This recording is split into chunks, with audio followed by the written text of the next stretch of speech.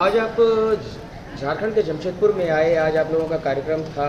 कार्यक्रम क्या था? कुछ आप लोगों ने किसी का मनोनयन वगैरह किया है, ऐसी कुछ जानकारी मिली है? हमने झारखंड प्रदेश के लिए डॉक्टर विवेक पाठक को प्रदेश अध्यक्ष का दायित्व सौंपा है और उसमें कार्यकर्ताओं का सम्मेलन और एक आम मीटिंग थी। उसी कार्यक्रम के लिए मैं आया हुआ था। आज झारखंड प्रदेश और झारखंड के नवनियुक्त प्रदेश अध्यक्ष से क्या उम्मीदें हैं आपको? हम बहुत आश्वस्त हैं, क्योंकि हम किसी व्यक्ति को नियुक्त करते हैं तो बड़ा ठोक बजा कर नियुक्त करते हैं। हमने डॉक्टर विवेक पाठक का अतीत देखा है। वो चिकित्सक के रूप में भी अच्छा काम कर रहे हैं, आयुर्वेद के चिकित्सक हैं, अच्छा काम कर रहे हैं। उन्होंने पत्रकार के रूप में भी काम किया है और सामाजिक सेवा में भी उनका अच्छा योगदान है। हमने रांची में काफ़ी लोगों से बातचीत की और पता किया है, और उसके बाद हमने उनसे संपर्क किया और अपनी पार्टी की गतिविधियां, अपनी पार्टी के सिद्धांत, अपनी पार्टी के लक्ष्य के साथ उनके साथ चर्चा की, और हमको लगा कि हमारे काम के लिए उपयुक्त है और इस राह पे खुद भी आगे बढ़ेंगे, इस प्रदेश को आगे बढ़ाएंगे और इस देश को संपन्नता के शिखर पे, जो सन 1700 से पहले ये भारत रहा, वहाँ तक पहुँचाने में हमारी मदद करेंगे और यही उनसे हमारी अपेक्षा है। तो अभी आपकी पार्टी का मुख्य उद्देश्य क्या है? देखिए, हिंदुस्तान में अनेक पार्टियां हैं, जिसमें से 6 तो राष्ट्रीय दल हैं, बल्कि 7 राष्ट्रीय दल हैं और 50 से अधिक क्षेत्रीय पार्टियां हैं और पंजीकृत पार्टी, जिसमें हमारी भी एक पार्टी है, इनकी संख्या 2000 से अधिक है। ये स्वाभाविक प्रश्न है कि जब इतने दल देश में काम कर रहे हैं राजनीतिक, तो स्वाभिमान पार्टी को बनाने की ज़रूरत क्या पड़ी। स्वाभिमान पार्टी इन सब पार्टियों से एक अलग पार्टी है, जो न केवल मानव बल्कि पूरी प्रकृति का भी विचार करती है। इसलिए हमने 3 आधारों पर इस दल का गठन किया है। पहला आधार ये है कि जो इस समय पूरे दुनिया में मानव केंद्रित विकास की अवधारणा है, इसके स्थान पर हमने मानव केंद्रित विकास के स्थान पर प्रकृति केंद्रित विकास को प्राथमिकता दी है। प्रकृति के संरक्षण के साथ साथ मनुष्य की संपन्नता और समृद्धि के लिए काम करना, पहली बात। दूसरी बात, हम व्यवस्था परिवर्तन के लिए काम करते हैं। दुर्भाग्य से आज़ादी के बाद हमने पूरी व्यवस्था और ढांचा जस का तस स्वीकार कर लिया जो अंग्रेज़ों का था। वो व्यवस्था और ढांचा अंग्रेज़ों के राज को कायम रखने के लिए और उनके शोषण को बरकरार रखने के लिए काम करता था। वो व्यवस्था और ढांचा आज जो सत्ता में बैठता है या सत्ता में पहुंचने की कोशिश करता है, उनकी सुरक्षा और उनके शोषण को बरकरार रखने के लिए काम करता है। इसका आम आदमी से कोई सरोकार नहीं है। इसलिए इस व्यवस्था को परिवर्तित करके ऐसी व्यवस्था बनाना जो आम आदमी के जन सरोकार को ध्यान में रख कर के काम करे, जिसमें संवेदना हो, जिसमें करुणा हो और जिसमें एक आम लोगों के लिए और गरीब व्यक्ति के लिए दर्द हो। तीसरी बात जो हम चाहते हैं वो है भारत को भारत बनाना। ये हो सकता है कि पूंजीवाद अमेरिका और यूरोप के लिए ठीक हो, साम्यवाद समाजवाद रूस और चीन के लिए ठीक हो, ये हमारे भारत के लिए ठीक नहीं है। हम भारत को भारत बनाना चाहते हैं।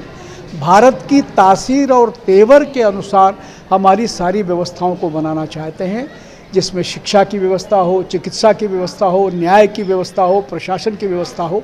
ये 3 हमारे मूल आधार हैं। मानव केंद्रित विकास के स्थान पर प्रकृति केंद्रित विकास, व्यवस्था का परिवर्तन और तीसरा भारत को भारत बनाना। इसके अतिरिक्त जो हम फौरी लक्ष्य प्राप्त करना चाहते हैं वो 3 हैं। एक है नशा मुक्त व्यक्ति। पूरे देश में किसी भी प्रकार का नशा, चाहे वो शराब का हो, गांजे का हो, भांग का हो, हशीश का हो, चरस का हो, इन सारे नशे से आदमी को मुक्त करना। और इसके लिए दंड और पुरस्कार के स्थान पर जन जागरण ज़्यादा कारगर होगा, ऐसा हमको लगता है।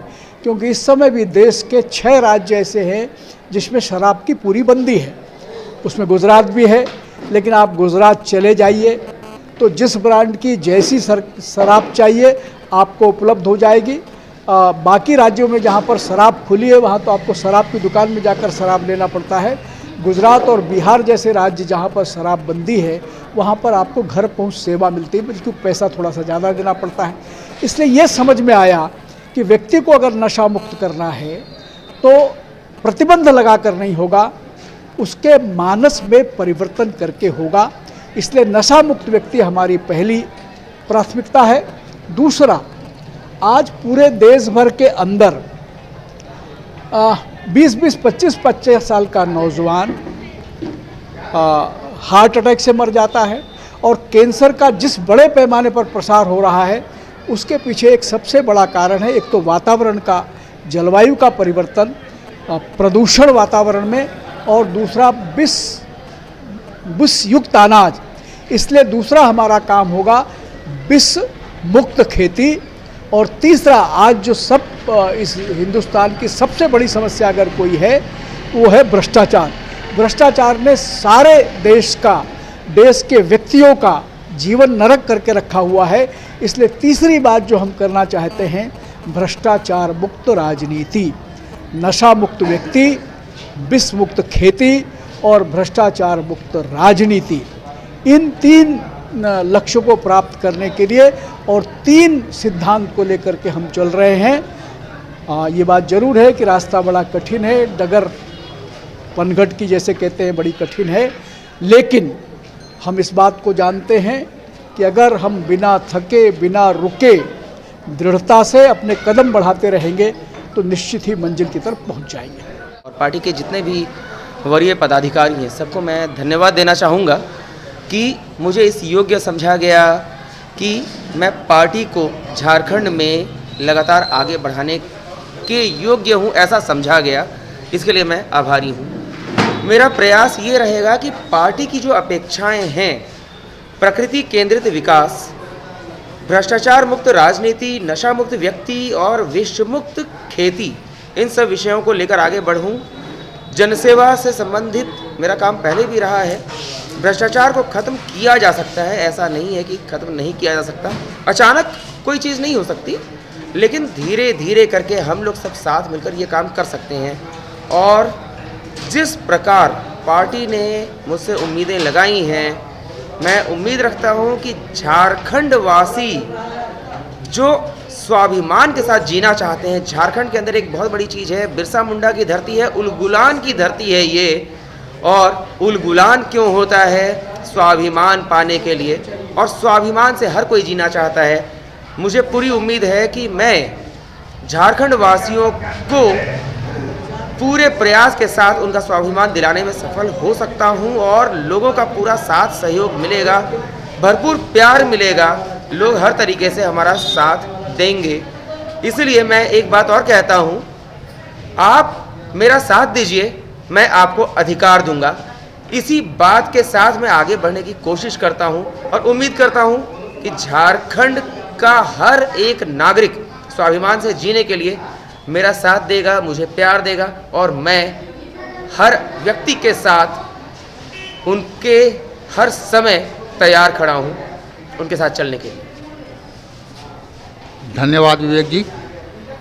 ईश्वर आपको सफलताएं प्रदान करे, यही हमारी शुभकामनाएं हैं। आपके विचार बहुत ही अच्छे हैं और आने वाले समय में हमें आशा है कि आपकी पार्टी राजनीतिक तौर पर झारखंड के पटल पे जरूर चमकेगी।